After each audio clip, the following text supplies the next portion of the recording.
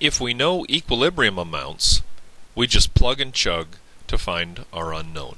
Here's a problem. We've got a temperature that's given, we've got a reaction equation, and we've got the concentration of each substance at equilibrium, and we're asked to find the value of K sub C. So first we're going to write an equilibrium constant expression with products raised to the powers of their coefficients divided by reactants raised to the power of their coefficients. The equilibrium concentration of all of the substances is given in the problem. So we simply plug those numbers into this expression, crunch it out, and we're done. That's pretty easy to do. Let's try another one. Here we have a different reaction, and here we're given the K sub P value at a particular temperature. We're given the partial pressures of PCl5, which is the reactant here, and PCl3, which is one of the products, and we're asked to find the equilibrium partial pressure of the Cl2, which is the other product. Let's write an equilibrium constant expression. All of the substances have a coefficient of 1 in the balanced equation, so we don't have to raise any of them to any power other than 1.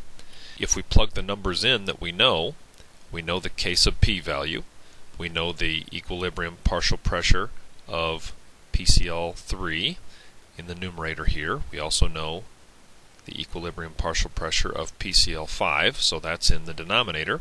And we can very easily solve this for the equilibrium partial pressure of chlorine, which turns out to be 1.22 atmospheres. Now, as an aside, in this reaction, did we start only with PCl5? We've talked in an earlier lesson about how equilibrium can be reached starting with just reactants, or just products, or often some combination of reactants and products will allow us to reach equilibrium. What about here? Did we start with only the reactant, PCl5? And the answer is no. And we know that that's true because if we had started with only PCl5, the pressures of the PCl3 and the Cl2 at equilibrium would be identical. You can see at the top of the screen in the reaction equation that for every 1 mole of PCl3 that is produced, 1 mole of Cl2 is produced. So if we started only with this PCl5, for every 1 PCl3 we would produce 1 Cl2, and the partial pressures of those two substances would be the same at equilibrium. So clearly here we did not start with just PCl5. If we know initial amounts, then we're going to make what's called an ice chart and use reaction stoichiometry to determine the equilibrium amounts. And then we're going to plug and chug. Now, an ice chart stands for I is initial, C is change, and E is equilibrium. Sometimes people call these ice charts, or as I call them, ice baby charts. Let's do an example.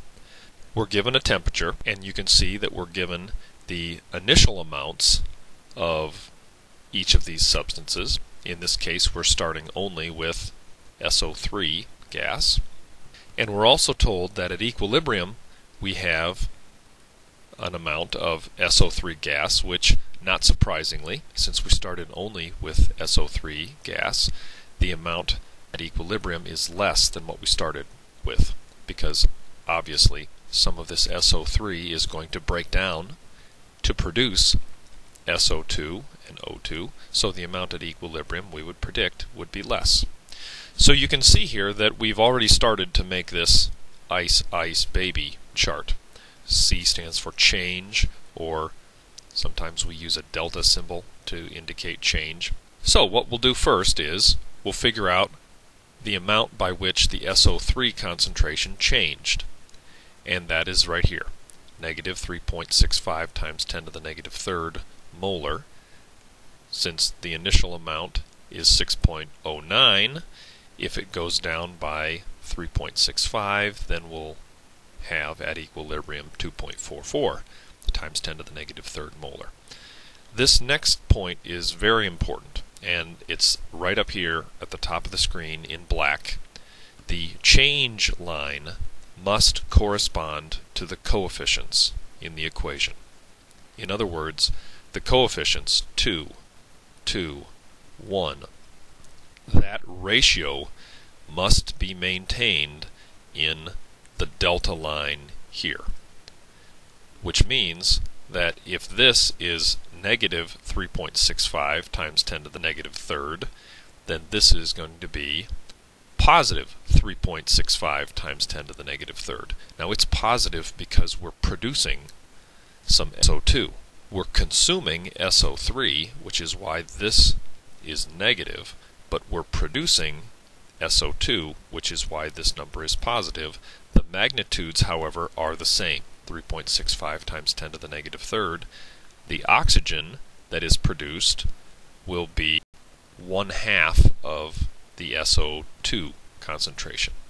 Again, the coefficients go 2, 2, 1, and that ratio must be maintained 2 to 2 to 1 in the delta line. Then we can quickly find the at equilibrium amounts for the SO2 and the O2. And now that we have the equilibrium concentrations, we write an equilibrium constant expression, which is going to be the SO2 amount raised to the second power multiplied by the O2 amount to the first power and divided by the SO3 amount to the second power. And there's our K sub C value.